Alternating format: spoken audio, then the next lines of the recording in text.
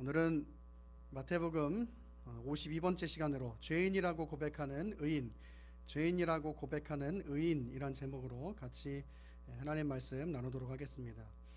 우리는 오늘 본문을 보면서 마태가 예수님을 따르게 된 사건에 집중하게 될 수 있겠지만, 그러나 오늘 본문에서 우리가 정말 집중해야 할 것은 바로 예수님께서 무엇을 위해서 이 땅에 오셨는가 하는 것입니다.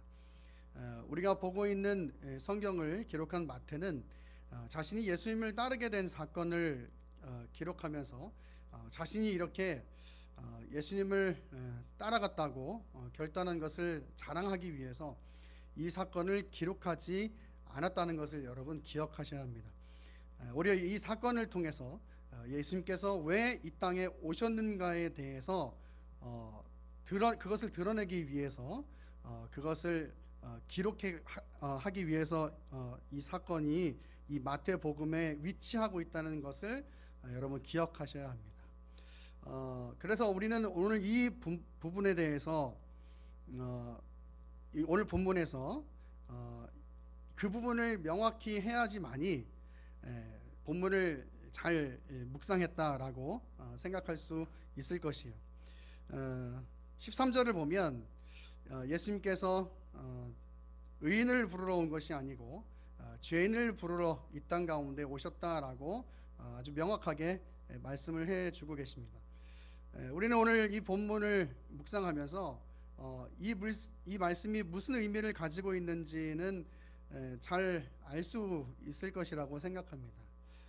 죄인을 부르러 오셨죠. 예수님께서 죄로 물들어 있는 타락해 있는 이 땅 가운데 오셔서 모든 그 죄인들을 구원하시기 위해서 이 땅 가운데 오신 것, 그것은 우리가 모두 다 알고 있는 사실입니다. 그런데 단순히 모든 그 죄인들을 구원하시기 위해서 예수님께서 이 땅 가운데 오셨다라는 정도로 생각하신다면 오늘 본문은 조금 깊이 묵상하신 것은 아닌 것입니다. 그 앞에 예수님께서 말씀하신 13절 그 앞에 이 말씀이 있습니다. 긍휼을 원하고 제사를 원하지 아니한다라고 하는 말씀과 연결해서 내가 의인을 부르러 온 것이 아니고 죄인을 부르러 왔다라고 예수님께서 말씀하셨어요. 그러면 우리가 오늘 본문을 묵상함에 있어서 중요한 개념은 뭐냐면, 죄인을 부르러 오셨다라고 얘기할 때 그 앞에 연결되어 있는 긍휼을 원하고 제사를 원하지 아니한다라고 하는 그 말이 가지는 의미가 무엇인지를 알아야지만이 이 죄인을 부르러 왔다라고 하는 예수님의 그 말씀이 어떤 의미인지를 우리는 명확히 알 수가 있는 것이에요. 우리는 오늘 본문을 묵상하면서 과연 예수님께서 이 긍휼을 원하고 제사를 원하지 않는다라고 하는 이 말씀을 인용하신 그 말씀의 의미가 무엇인지, 그리고 그것과 연결해서 말씀하신 죄인을 부르러 왔다라고 하신 말씀이 무엇인지에 대해서 우리는 오늘 말씀을 좀 살펴보기를 원합니다. 예수님께서 이제 중풍병자를 고치신 후에 길을 가시다가 마태라고 하는 사람이 세관에 앉아 있는 것을 보셨습니다. 여기 세관은 고정되어 있는 건물로서의 세관이 아니고 이동식 세관을 말합니다. 같은 사건을 다루고 있는 마가복음 2장 13절에서 14절을 보면 지금 이곳은 갈릴리 바닷가 근처인 것을 알 수가 있는데, 아마도 관세 등의 징수를 위한 그런 세관이었던 것으로 추측해 볼 수가 있는 것이죠. 어쨌든 간에 여기서 마태는 예수님의 나를 따르라는 말씀에 즉각적으로 모든 것을 버리고 예수님을 따르게 됩니다. 그리고 나서 10절을 보면 예수님은 마태의 집에 가셔서 식사를 하시게 됩니다. 같은 사건을 다루고 있는 누가복음 5장 29절을 보면 마태가 예수님을 위해서 잔치를 베풀었다라고 기록하고 있습니다. 아마도 마태는 예수님을 만나게 되면서 참된 기쁨 가운데 너무나 기뻐서 예수님을 위해서 잔치를 열었던 것 같아요. 그리고 이때 예수님만 마태의 집에 계셨던 것이 아니고 마태의 주변 사람들인 많은 세리들과 죄인들이 함께 그 식사 자리에 있었다고 성경은 기록하고 있습니다. 그런데 우리말 성경에는 번역되어 있지 않은 단어가 여기 하나가 또 나옵니다. 그 단어가 뭐냐면 바로 카이이두라고 하는 단어예요. 여러분, 제가 마태복음 8장 9장을 이야기하면서 이 단어를 굉장히 많이 이야기했습니다. 카이이두, 여러분도 아마 좀 많이 들으셔서 익숙하실지도 모르겠어요. 그리고 봐라라고 하는 뜻입니다. 마태가 주의를 환기시키고 집중을 시킬 때 자주 사용하는 표현이 바로 이 카이이두라고 하는 단어예요. 좀 뭔가 쭉 글을 써 나가다가 잘 봐봐라고 이야기할 때 그때 바로 카이이두라고 하는 단어를 쓰는 거죠. 예수님과 세리들 그리고 죄인들이 함께 식사를 하는 것, 이 사건에 한번 잘 봐봐, 집중해 봐라. 거기서 카이이두를 사용하고 있는 것이에요. 당시 사회에서는 이것이 큰 문제가 되는 사건이었거든요. 왜냐하면 세리는 유대 동족에게 돈을 거두어서 로마에 바치는 사람들이었기 때문에 유대인들에게 있어서 굉장히 미움을 받는 사람들이었고 죄인 취급을 받는 사람들이었어요. 정당하게 세금을 거두어 갔으면 그나마 다행일 텐데 자신들이 큰 이익을 남기기 위해서 정당하지 못한 방법을 통해서 더 많은 돈을 거두어 갔기 때문에 동족들로 하여금 많은 미움을 샀던 사람들이 바로 이 세리들이었어요. 그러니까 죄인 취급을 받던, 손가락질을 받던 사람들이었죠. 유대인들에게 있어서는 정말 미운 그런 사람들이 바로 이 세리였다 그 말이에요. 오늘 성경에 번역되고 있는 이 죄인들이라고 하는 표현이라는 말은 당시 사회에서 창기나 그에 관련되어 있는 업종에 관련되어 있는 사람들을 표현할 때 쓰는 단어가 바로 이 죄인이라는 표현이에요.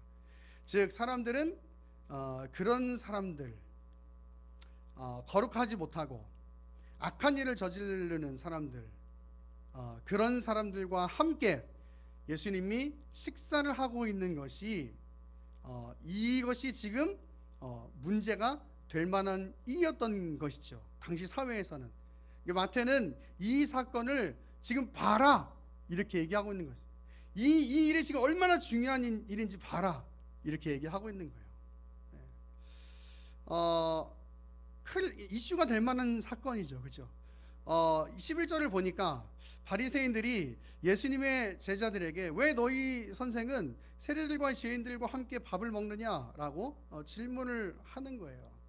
여러분, 이 질문은 단순히 너희 선생이 왜 거룩하지 못한 일을 하느냐라는 정도의 그런 어떤 신앙적인 태클을 걸고 있는 정도가 아닙니다, 여러분.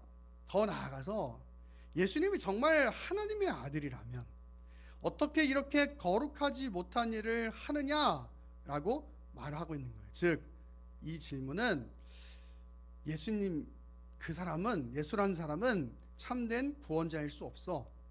예수라는 사람은 참된 메시아일 수 없어 라고 하는 질문과 똑같다라고 하는 말이에요. 이제 이 말을 들은 예수님은 이렇게 얘기합니다. 건강한 사람에게는 의사가 필요 없다. 하지만 병든 사람에게는 의사가 필요하다라고 말씀하시고 그러면서 이어서 긍휼을 원하고 제사를 원하지 아니하노라 하신 그 말이 무슨 뜻인지 너희가 한번 가서 다시 한번 되새겨봐라, 다시 배워라 라고 말씀을 하고 계시는 거예요. 여러분, 이 말씀은 호세아 6장 6절의 인용입니다. 예수님께서 이 말씀을 이용하시면서 바리새인들에게 이 예수님께서 당시 사람들이 죄인이라고 얘기하고 또 함께 거하지 않으려고 했던 세리들과 함께 식사를 하셨던 문제에 대해서 답변을 하셨어요. 그러면 이 호세아서의 6장 6절의 이야기가 과연 무슨 이야기인지를 알아야겠죠. 그것을 알기 위해서는 우리 호세아 4장으로 가야 합니다. 여러분, 우리 호세아 4장 6절로 한번 가보겠습니다. 호세아 4장 6절입니다.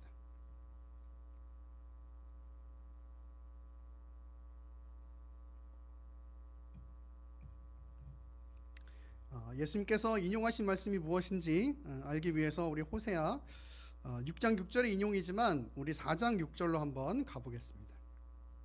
제가 읽어봅니다. 내 백성이 지식이 없으므로 망하는도다. 내가 지식을 버렸으니 나도 너를 버려 내 제사장이 되지 못하게 할 것이요 내가 내 하나님의 율법을 잊었으니 나도 내 자녀들을 잊어버리리라. 그들은 번성할수록 내게 범죄하니 내가 그들의 영화를 변하여 욕이 되게 하리라. 그들이 내 백성의 속죄물을 먹고 그 마음을 그들의 죄악에 두는도다. 장차는 백성이나 제사장이나 동일함이라. 내가 그들의 행실대로 벌하며 그들의 행위대로 갚으리라. 그들이 먹어도 배부르지 아니하며 음행하여도 수효가 늘지 못하는 이는 여호와를 버리고 따르지 아니하였음이라. 음행과 묵은 포도주와 새 포도주가 마음을 빼앗느니라. 내 백성이 나무에게 묻고 그 막대기는 그들에게 고하나니 이는 그들이 음란한 마음에 미혹되어 하나님을 버리고 음행하였습니다. 그들이 산 꼭대기에서 제사를 드리며 작은 산 위에서 분향하되 참나무와 버드나무와 상수리나무 아래에서 하니 이는 그 나무 그늘이 좋음이라. 이러므로 너희 딸들은 음행하며 너희 며느리들은 간음을 행하는도다. 아멘. 여러분 우리가 잘 아는 것과 같이 호세아 선지자는 고멜이라고 하는 여성과 결혼을 하라는 하나님의 명령을 받았습니다. 성경은 이 고멜이라고 하는 여성에 대해서 음란한 여인이라고 표현하고 있습니다. 왜 하나님께서 호세아에게 이 음란한 여인 고멜과 결혼하라고 하셨는가? 이것을 통해서 이스라엘에게 하나님의 말씀을 전하시기 위해서였죠. 그만큼 지금 이 이스라엘, 유다의 모습은 타락해 있는 것입니다.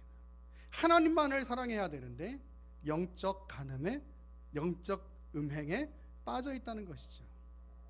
그런데 여러분 잘 생각해 보세요.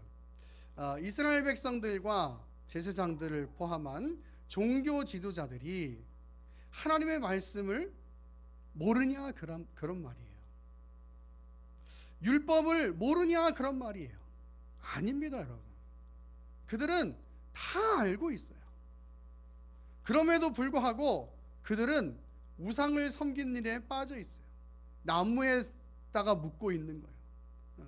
그러면서도 여전히 하나님이 자신들을 사랑한다고 이야기하고 있고 하나님이 자신들을 구원한다고 그 하나님의 구원에 기대어서 살아가고 있다라고 이야기하고 있는 거예요. 여러분 이때만 그런 것이 아닙니다. 이스라엘과 유다의 멸망기쯤에도 가면 동일한 모습이 똑같이 나타나는 것을 볼 수가 있어요.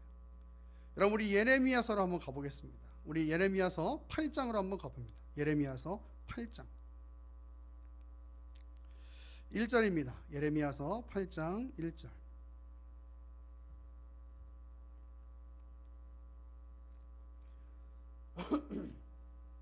예레미야서 8장 1절부터 제가 봅니다.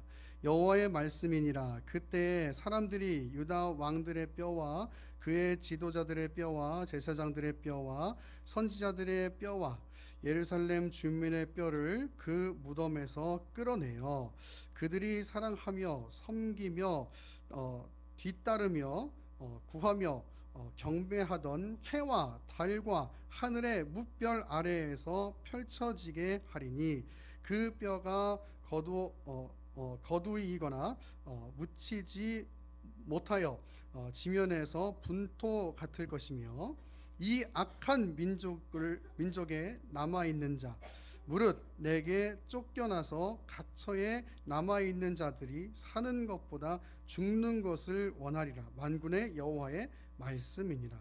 너는 또 그들에게 말하기를 여호와의 말씀에 사람이 엎드러지면 어찌 일어나지 아니하겠으며 사람이 떠나갔으면 어찌 돌아오지 아니하겠느냐. 이 예루살렘 백성이 항상 나를 떠나 물러감은 어찌함이냐. 그들이 거짓을 고집하고 돌아오기를 거절하도다. 내가 귀를 기울여 들은즉 그들이 정직을 말하지 아니하며 그들의 악을 뉘우쳐서 내가 행한 것이 무엇인고 말하는 자가 없고 전쟁터로 향하여 달리는 말 같이 각각 그 길로 행하도다. 공중의 학은 그 정한 시계를 알고 산 비둘기와 제비와 두루미는 그들이 올 때를 지키거니 내 백성은 여호와의 규례를 알지 못하는도다. 너희가 어찌 우리는 지혜가 있고 우리에게는 여호와의 율법이 있다 말하겠느냐. 참으로 서기관의 거짓의 붓이 거짓되게 하였나니 지혜롭다 하는 자들은 부끄러움을 당하며 두려워 떨다가 잡히리라. 보라, 그들이 여호와의 말을 버렸으니 그들에게 무슨 지혜가 있으랴. 그러므로 내가 그들의 아내를 타인에게 주겠고 그들의 밭을 그 차지할 자들에게 주리니 그들은 가장 작은 자로부터 큰 자까지 다 욕심내며 선지자로부터 제사장까지 다 거짓을 행하리라. 그들이 딸 내 백성의 상처를 가볍게 여기면서 말하기를 평강하다 평강하다 하나 평강이 없도다. 그들이 가증한 일을 행할 때에 부끄러워하였느냐? 아니라 조금도 부끄러워하지 않을 뿐 아니라 얼굴도 붉어지지 아니하였느니라. 그러므로 그들이 엎드러질 자와 함께 엎드러질 것이다. 내가 그들을 벌할 때에 그들이 거꾸러지리라. 여호와의 말씀이니라. 아멘. 여러분, 자신들은 우상을 섬기고 거짓을 행하고 있으면서도 여전히 평강하다라고 말하고 있는 겁니다. 하나님의 구원이 자신과도 늘 함께 있다고 말하고 있는 것입니다.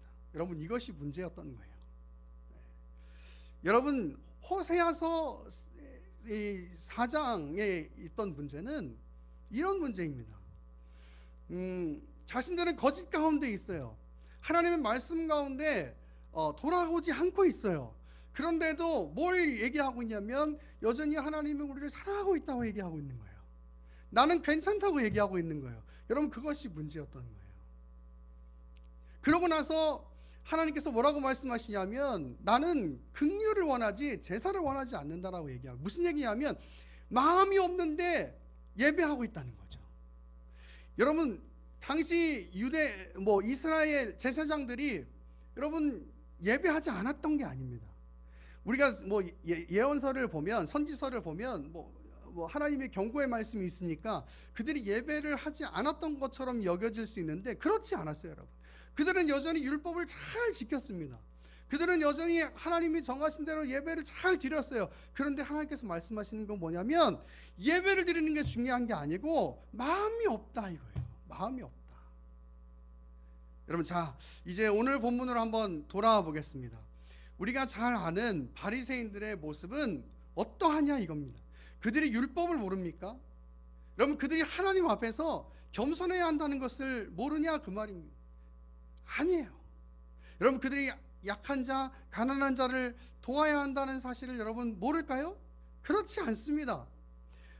그들도 구약에 있는 율법을 다 알고 있어요. 하지만 그들에게 자신의 위치가 그들과 다른 위치에 있다고 생각하는 것, 즉 나는 거룩한 사람이고 그 사람들은 거룩하지 못한 사람이라고 생각하게 만드는 것, 그것이 잘못이었다는 것. 나는 예배하고 있는 사람이고 그들은 죄악을 저지르고 있는 사람이라고 생각하고 있다는 것, 여러분, 그것이 잘못이었다는 거예요. 여러분, 그것이 바로 우상입니다. 우상. 내 위치가 다르다고 생각하는 것, 그것이 바로 우상입니다. 로마서 3장 10절에 가면 이런 말씀이 있습니다. 기록된 바 의인은 없나니 하나도 없으며. 여러분, 우리는 하나님 앞에서 다 죄인입니다. 여러분, 목사라고 죄인이 아닌 게 아닙니다. 장로라고 죄인이 아닌 게 아닙니다. 그냥 우리는 하나님 앞에 다 죄인입니다. 그렇게 하나님 앞에 고백하는 것이 제일 중요한 일입니다. 그런데 오늘 바리새인들의 문제는 뭐냐면 다른 사람과 나는 다르다는 거예요. 교회에 오래 다니신 분들 중에 성경을 잘 알고 교리를 잘 아는 분들이 걸리는 함정이 바로 이런 문제인 거예요. 나는 죄인이라고 고백을 합니다, 여러분. 나는 죄인이라고 고백을 해요. 그리고 그 고백으로 정말 많은 울음도 가지실 거예요. 그런데 문제는 뭐냐면 그 고백으로 나의 의로움을 삼는 겁니다. 여러분, 이 말이 좀 어려우실 수 있는데 한번 잘 들어보십시오. 내가 하나님 앞에 나는 죄인입니다 라고 고백을 하는 그 고백으로 나의 의로움을 삼는 겁니다, 여러분. 여러분, 그게 잘못이에요. 그게 잘못이에요. 제 입장에서 얘기를 하면, 하나님, 내가 목사지만 내가 목사답게 살지 못합니다 라고 고백을 하는 것으로 다른 사람들에게 거룩해 보이려고 하는 것이, 그것이 나의 의로움이 되면 여러분, 그것이 하나님 앞에 잘못이라는 거예요. 그게 의로움이 되려고 하면 안 됩니다, 여러분. 그냥 그것이 진실되어야 되는 거예요. 그래서 자꾸 다른 사람들에게 내가 그걸로 거룩하게 보이려고 하니까 변화가 일어나지 않는 겁니다. 여러분, 누가복음 18장에 가면 우리가 너무나 잘 알고 있는 그 바리새인과 그 세리의 기도의 비유가 나오지 않습니까? 자신을 의롭다고 생각하는 그 사람들의 기도. 성경에 그렇게 바리새인이 그렇게 기도한다고 기록해요. 바리새인이 서서 기도할 때, 하나님, 나는 다른 사람들 곧 토색, 불의, 간음을 하는 자들과 같지 아니하고 이 세리와도 같지 않음을 감사합니다. 나는 일회에 2번씩 금식하고 또 소득의 11조를 드립니다 하고 기도했다고. 여러분, 그런데 그 기도가 잘못된 기도였다고 하나님 그렇게 성경이 기록하고 있어요.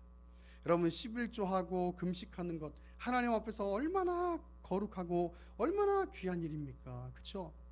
11조 안 하는 사람보다야 하는 사람이 훨씬 더 신앙적으로 여러분 훌륭한 사람 아니겠습니까? 그리고 당연히 해야 하는 것이겠죠. 그죠? 금식 안 하는 사람보다야 금식 하는 사람이 하나님 앞에서 더 훨씬 훌륭한 사람 아니겠습니까, 여러분? 그렇잖아요. 밥을 굶으면서 기도를 한다는데, 여러분, 그런데 그것을 하는 것으로 다른 사람들을 짓눌러 버리려고 하니까 그것이 잘못된 거예요. 여러분, 왜 하는 겁니까? 왜 하는 겁니까? 난 그렇게 하나님 앞에서 은혜 아니면 살 수 없는 존재라는 그 고백을 하기 위해서 하는 거 아닙니까, 여러분? 제가 항상 이야기하는 것이지만 11조의 개념이 그런 거예요. 여러분, 내가 하나님 앞에 드린다는 게 아니고 내가 하나님 앞에 받은 것에 대한 감사의 표현이라고 말씀드렸어요. 그렇죠? 하나님 모르는 사람들은요, 내가 직장에서 받는 월급이 내 힘으로 살아서 받는 것이라고 생각한다고요. 그런데 믿음의 사람들은 내가 직장에서 받는 월급이 내 힘이 아니라 하나님의 은혜로 받은 것이라고 생각한단 말이에요. 그래서 하나님 앞에 11조의 고백을 드리는 것이죠. 여러분, 이것이 믿음 있는 사람과 없는 사람의 차이인 것이에요. 그런데 그 고백 안에 어떤 마음이 담겨 있는 거냐? 바로 내가 하나님 은혜 아니면 살 수 없다고 고백하는 그런 난 연약한 존재라고 하는 그 고백이 담겨 있는 것이거든요. 그런데 내가 다른 사람보다 더 낫다고 그렇게 고백하기 위해서 그것을 하게 된다면 여러분, 그것은 잘못된 거예요. 잘못된 거예요. 조금 다르게 이야기해 볼게요. 어떤 집사님이 정말 간절히 울면서 기도했어요. 간절히 울면서 기도했어요. 여러분, 냉랭하게 기도하는 것보다야 정말 간절히 하나님 앞에 울면서 기도하고 통성으로 기도하면서 하는 것이 더 믿음 있는 것이겠죠. 그렇잖아요. 정말 하나님 앞에 통곡하면서 기도하는 것, 정말 간절히 눈물을 흘리면서 기도하는 것, 여러분, 그것이 믿음 있는 기도겠죠. 그런데 그렇게 기도해놓고 나서 다른 사람을 향해서 이렇게 얘기하는 거예요. 저 사람은 그렇게 기도할 줄을 몰라. 여러분, 그렇게 기도하는 순간 그 기도가 잘못된 기도가 되는 거라고요. 이해하시겠어요? 여러분, 우리 그렇게 하자고 신앙생활 하는 거 아니에요. 다른 사람 짓누르자고 신앙생활 하는 거 아니에요. 그냥 나는 하나님 앞에서 내가 내 마음을 드리겠다고 신앙생활 하는 거지, 다른 사람 평가하겠다고 신앙생활하고 내 신앙의 어떤 어떤 그 행위로 다른 사람들을 짓누르겠다고, 다른 사람들을 억압하겠다고 신앙생활 하는 거 아니에요. 여러분, 오늘 본문에서 예수님께서 바리새인들을 향해서 말씀하고 싶은, 내가 죄인들을 부르러 왔다라고 말씀하신 그 말씀에는 뭐가 있는 것이냐면, 너의 마음에 정말 그 하나님을 향한 마음이 있느냐. 바리새인들을 향해서 너희 마음에 정말 하나님을 향한 마음이 있느냐, 그걸 지금 묻고 계시는 겁니다. 예수님이 호세아서 6장 6절을 인용하시면서 내가 긍휼을 원하고 제사를 원하지 않는다라고 하는 그 말씀, 바리새인들에게 그걸 말씀하고 있는 것이죠. 너희가 그래 열심히 예배하고 열심히 율법 지키고 열심히 금식하고 열심히 11조 하는 것, 그래 좋다. 근데 그것이 과연 정말 하나님을 향한 마음 때문이냐, 아니면 너희가 지금까지 해왔던 어떤 습관이나 형식 때문이냐, 한번 생각해봐라 이거죠. 어떤 사람들과 어울리는 것이 문제냐? 전혀 그것이 문제가 아니라는 것이죠. 그것이 문제가 아니라는 것이죠. 정말 중요한 건 어떤 사람들과 어울리는 것이 아니라 그 사람들과 어울릴 때 어떤 마음으로 다가가고 있는가 하는 것 아니겠습니까, 여러분? 정말 우리가 생각할 때 어떻게 저런 사람이랑 목사가 어울릴 수 있어? 라고 생각할 수 있으실지는 모르겠지만, 그러나 그런 사람들이랑 어울려서 그 사람들이 복음으로 돌아올 수 있다면 그 일을 해야 하는 게, 그게 우리 크리스찬이어야 하지 않을까? 여러분, 그게 예수님의 마음을 담은 사람들의 그런 발걸음이 아닐까 생각해 보는 것이에요. 오늘 예수님 그 발걸음을 옮기고 계시는 거예요. 예배하는 것 중요한 것이죠. 그런데 정말 예수님께서 이 땅 가운데 오신 것은, 예수님 입장에서 보면 어울릴 수 없는 사람들, 어울릴 수 없는 존재들 가운데 오신 거잖아요. 예수님 입장에서 보면 바리새인들이 아니고 세리들, 죄인들이 아니고 그냥 이 땅 가운데 오셨다는 것 자체가 어울릴 수 없는 존재들 가운데 오신 것이잖아요. 근데 우리 인간들은 자기네들끼리 구분하고 있는 거예요. 내가 더 거룩해, 누가 더 죄인이야, 그렇게 구분하고 있는 거예요. 예수님 그 마음이 얼마나 아프셨을까 생각해 보는 거예요. 여러분, 우리는 그렇지 않아요. 그냥 우리의 마음에 뭐가 있어야 하냐면, 그냥 하나님 앞에서 우린 다 죄인인데 그 죄인을 사랑해 주신, 그래서 함께 어울려질 수 없는 존재를 위해서 이 땅 가운데 오신 그 예수님의 사랑이면 그 충분하다고 고백할 수 있는 그 감격과 그 감사만 있으면 여러분, 그것으로 충분해야 될 줄로 믿어요. 여러분, 오늘 그 마음을 오늘 본문을 통해서 회복하시기를 간절히 소망합니다. 여러분, 죄인이라고 고백하는 의인이 되지 마시고 그냥 하나님 앞에서 나는 죄인입니다 라고 고백하는 그 진실된 죄인이라고 고백하는 그 진실된 죄인이 되시기를 간절히 소망합니다. 말씀 정리하겠습니다. 오늘 본문에 등장하는 인물을 구분하면 크게 예수님이 필요하다고 고백하는 사람들, 즉 세리들과 죄인들이 나오고요.